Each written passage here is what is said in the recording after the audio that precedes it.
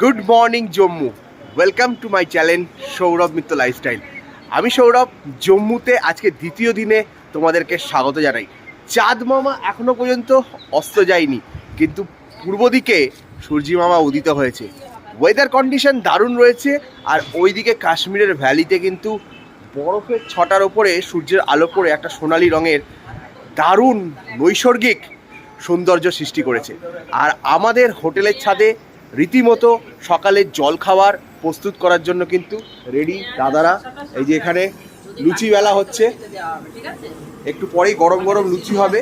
আর এই যে দেখো ছোলার ডাল হয়ে গেছে একদম, আর এখানে জল গরম চলছে।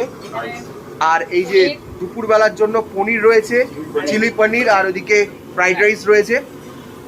একদম মানে সম্পূর্ণভাবে কিন্তু পরিষেবা যাতে কোনো রকম অসুবিধা না হয় তার জন্য কিন্তু 24 আওয়ার্স কিন্তু অক্লান্ত পরিশ্রম করে যাচ্ছে আমাদের প্রণয়দা ওরফে খোকনদা। তো চলো, গরম গরম ছোলার ডাল আর লুচি দিয়ে জল খাবার সেরে আমরা উদ্দেশ্য কাশ্মীর।